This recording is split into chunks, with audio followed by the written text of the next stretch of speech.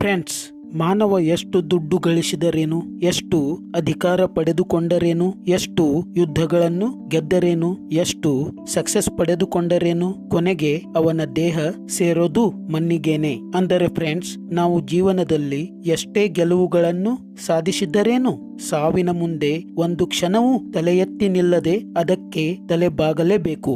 Friends, ಸಾವು ಅನ್ನೋ ಈ 2 ಅಕ್ಷರಗಳಲ್ಲಿ ದೊಡ್ಡ ತತ್ವಜ್ಞಾನವೇ ಅಡಗಿದೆ. ಹಾಗಾದರೆ ಈ ಸಾವು ಅನ್ನೋ ಒಂದು ಪದ ಯಾವ ಫಿಲಾಸಫಿಕಲ್ ಅಂಶಗಳನ್ನು ಒಳಗೊಂಡಿದೆ ಅಂತ ನೋಡೋಣ ಸ್ನೇಹಿತರೆ. Number 1, life is temporary, death is permanent. ಹೌದು ಫ್ರೆಂಡ್ಸ್, ನಾವು ಈ ಭೂಮಿಯ ಮೇಲೆ ಬಂದ ಮೇಲೆ ನಾವು ಇಲ್ಲೇ ಕಾಯಮಾಗಿ ಇರುತ್ತೇವೇನೋ ಎಂಬ ಅಹಂನಿಂದ ಬದುಕುತ್ತೇವೆ.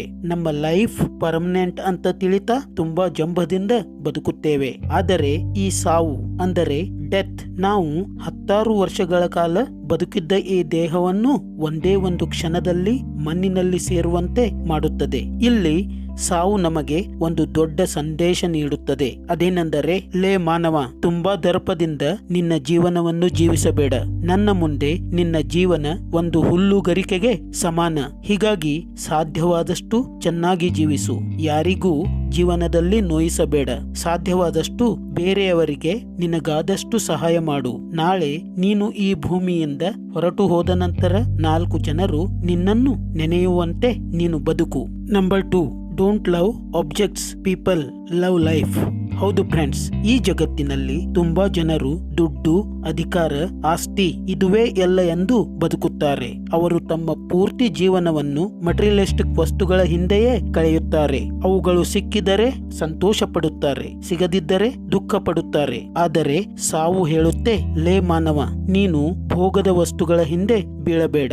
ಇವುಗಳ ಹಿಂದೆ ಬಿದ್ದವರು ಎಂದೂ ನಿಜವಾಗಿ ಜೀವನವನ್ನು ಅನುಭವಿಸಿಲ್ಲ. ಅವರೆಲ್ಲರೂ ಸಾವಿನ ಕೊನೆಯ ಕ್ಷಣಗಳಲ್ಲಿ ನಾನು ನನ್ನ ಜೀವನವನ್ನು ಅರ್ಥವಿಲ್ಲದ ವಸ್ತುಗಳ ಹಿಂದೆ ಬಿದ್ದು ವ್ಯರ್ಥವಾಗಿ ಕಳೆದೆ ಅಂತ ಪಶ್ಚಾತ್ತಾಪ ಪಡುತ್ತಾ ಕೊನೆಗೆ ನನ್ನನ್ನು ಅಪ್ಪಿಕೊಂಡಿದ್ದಾರೆ ಅಂತ ಈ ಸಾವು ಹೇಳುತ್ತೆ ಫ್ರೆಂಡ್ಸ್. ಹೀಗಾಗಿ ಫ್ರೆಂಡ್ಸ್, ನೀವು ನಿಮ್ಮ ಜೀವನವನ್ನು ಅದ್ಭುತವಾಗಿ ಕಳೆಯಬೇಕು. ವಸ್ತುಗಳ ಮೇಲಿನ ಪ್ರೀತಿಯನ್ನು ಬಿಟ್ಟು ಜೀವನ ಪ್ರೀತಿಯನ್ನು ಬೆನ್ನು ಹತ್ತಿ.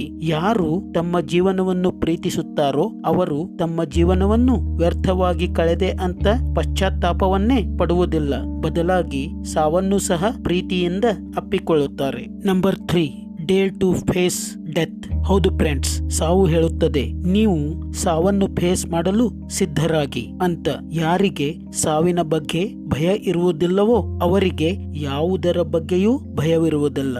ಅವರು ಜೀವನದಲ್ಲಿ ಎಲ್ಲವನ್ನು ಕಳೆದುಕೊಂಡು ಮರಳಿ ಪಡೆಯಬಹುದು, ಎಲ್ಲವನ್ನು ಪಡೆದುಕೊಂಡಿದ್ದನ್ನು ಕಳೆದುಕೊಳ್ಳಬಹುದು. ಅವರು ಸಾವನ್ನು ಅಂದುಕೊಂಡಿದ್ದನ್ನು ಸಾಧಿಸಲು ಸಾವಿಗೂ ಸಹ ಅಂಜುವುದಿಲ್ಲ. ಹೀಗಾಗಿ ನೀವು ಸಾವಿಗೆ ಅಂಜದಿದ್ದರೆ ನೀವು ಏನು ಬೇಕಾದರೂ ಜೀವನದಲ್ಲಿ ಸಾಧಿಸಬಹುದು ಅಂತ ಸಾವು ನಮಗೆ ಒಂದು ದೊಡ್ಡ ಫಿಲಾಸಫಿಯನ್ನು ಹೇಳುತ್ತದೆ. Number 4, your death decide your life. ಹೌದು ಫ್ರೆಂಡ್ಸ್, ನಾವು ಮರಣ ಹೊಂದಿದ ನಂತರ ಜನರು ನಮ್ಮ ಬಗ್ಗೆ ಆಡಿಕೊಳ್ಳುವ ಮಾತುಗಳೇ ನಾವು ನಮ್ಮ ಜೀವನದಲ್ಲಿ ಹೇಗೆ ಬದುಕಿದೆವು ಅಂತ ತಿಳಿಸುತ್ತವೆ. ಒಬ್ಬ ವ್ಯಕ್ತಿ ಸಮಾಜಕ್ಕೆ ತುಂಬಾ ತೊಂದರೆ ಕೊಟ್ಟು ಸಾವನ್ನು ಹೊಂದಿದನೆಂದರೆ ಅವನ ಸಾವಿನ ನಂತರ ಯಾರೂ ಅವನನ್ನು ಹೊಗಳುವುದಿಲ್ಲ, ಬದಲಿಗೆ ಅವನನ್ನು ತೆಗಳುವರೇ. ಇದರಿಂದ ಏನು ತಿಳಿಯುತ್ತೆ ಎಂದರೆ ಅವನು ತನ್ನ ಜೀವನವನ್ನು ವ್ಯರ್ಥವಾಗಿ ಕಳೆದ ಅಂತ. ಅದೇ ಒಬ್ಬ ವ್ಯಕ್ತಿಯ ಮರಣದ ನಂತರ ಜನರು ಅವನನ್ನು ನೆನೆದು ಅಳುತ್ತಿದ್ದರೆ, ಅವನನ್ನು ಹೊಗಳುತ್ತಿದ್ದರೆ ಆ ವ್ಯಕ್ತಿ ತನ್ನ ಜೀವನವನ್ನು ಅದ್ಭುತವಾಗಿ ಕಳೆದ ಎಂದರ್ಥ.